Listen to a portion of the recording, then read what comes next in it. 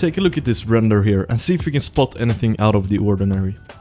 What if I told you that 80% of what you see here are real objects that I found around my house? This speeder body is made from this dishwashing detergent bottle, this old Sony camera, and nasal spray bottles for the sides. And this little outpost hut in the background is made from plastic packaging, an old PC fan, and a hard drive. The idea for this comes from the original Star Wars movies, where they combined different household items and model kits in creative ways, creating the classic ship designs that we know and love. This method is called kitbashing, basically bashing together assets from different model kits to create something unique. Before we begin, I want to give a huge thanks to RevoPoint for sponsoring this video and also sending me this brand new Pop 4 scanner to use for this project. The first thing I wanted to create was this sci-fi speeder bike, so I grabbed a bunch of old technology like this camera, this thing, whatever this is, this light, and more. Then I grabbed the turntable and the tracking markers that you get with the scanner, put some markers on the objects, and got to work scanning them into the computer. Here you can see that the scanner is using its lasers to build out an exact 3D model of the object piece by piece, and after a minute or so of scanning,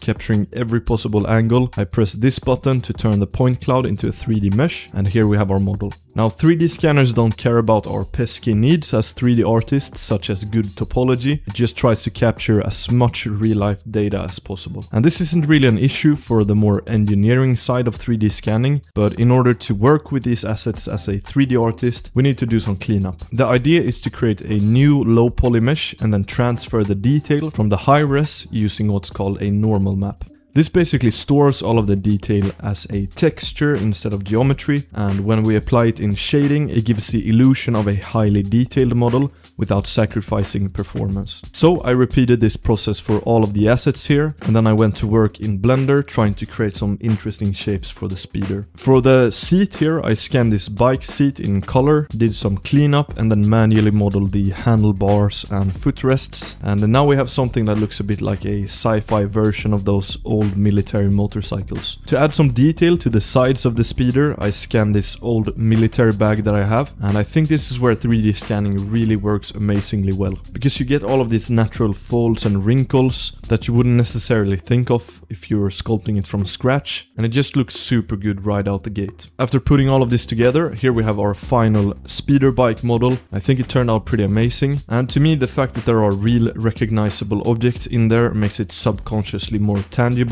Yeah, it really hits that Star Wars aesthetic that I was after. The next thing to create was this desert hut, and here I got the idea to scan some plastic packaging to get the main shapes. Because 3D scanners struggle to capture transparent material, since the lasers literally pass through, I spray painted them with this orange can that I had laying around, and then I could perfectly scan it with a laser on the Pop 4 scanner. But if you have a transparent or really shiny object that you want to scan, but don't want to destroy with spray paint, a very cheap alternative is using some dry shampoo spray. This is basically just an aerosol with some starches, I think, and it gives this matte white layer over your object, and then you can just wipe it off super easily after scanning. There are also sprays made for tackling this exact issue. Dry shampoo is just really cheap and easy to find, so I went with that. Then I placed these scans into my scene, gave them a sandstone material, added some of my detailed scans from earlier, and now we have this really cool desert outpost.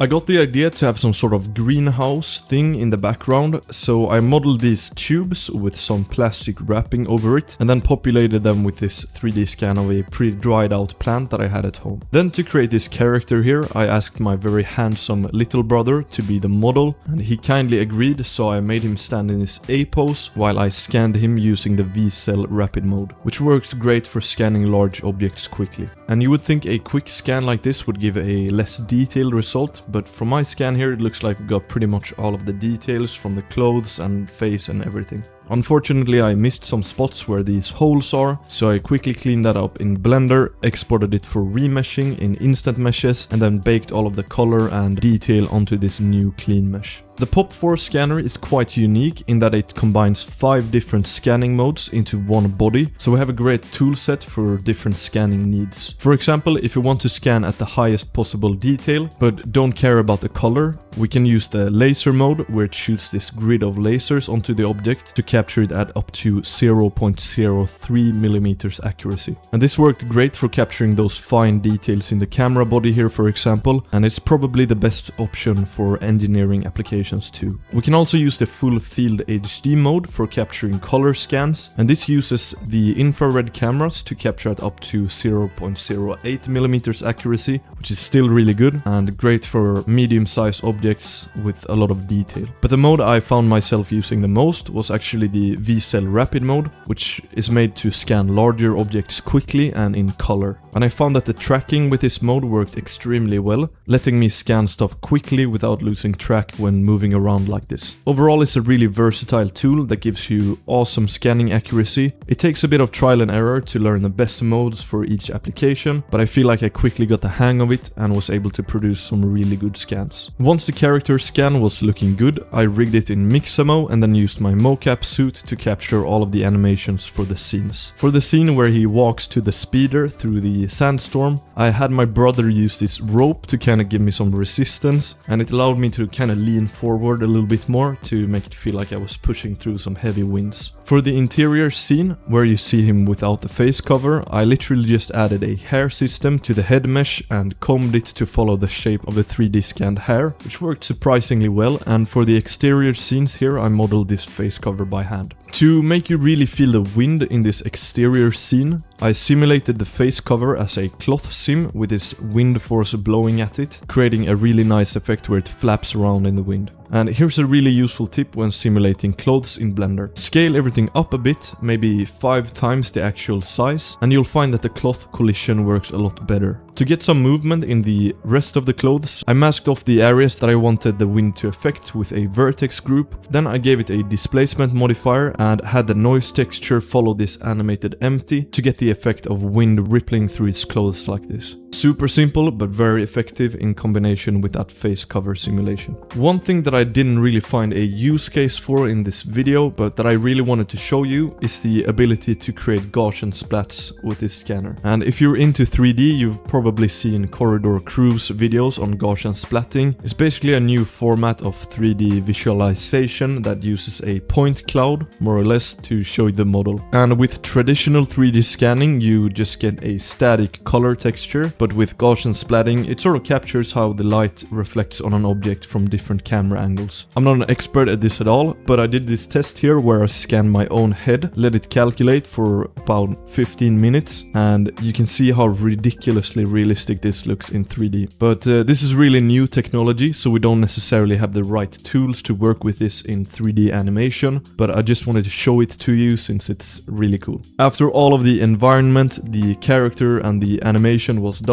I rendered out a couple of shots and put it together into a short sequence, and this was the final result.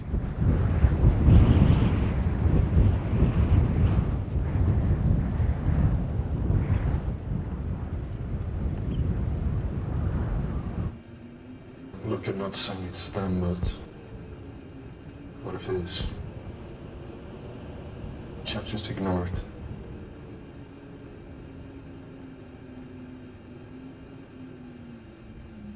I'll take a look.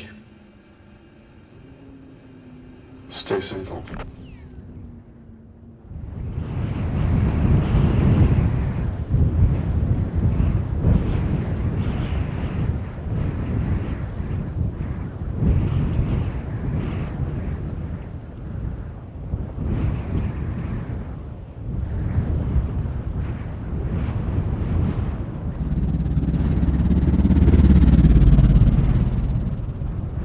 Big thanks to RevoPoint for making this video possible. It was really fun using the Pop4 scanner, and I think the results turned out really good. If you're interested in checking it out for yourself, I'll leave a link in the description and in the pinned comment. I wanted to let you know that I will be focusing on a lot of monster and creature VFX in the next few videos. Got some really cool projects that I've been working on, and I'm really looking forward to sharing that with you guys. Thank you for watching this video, and I'll see you in the next one.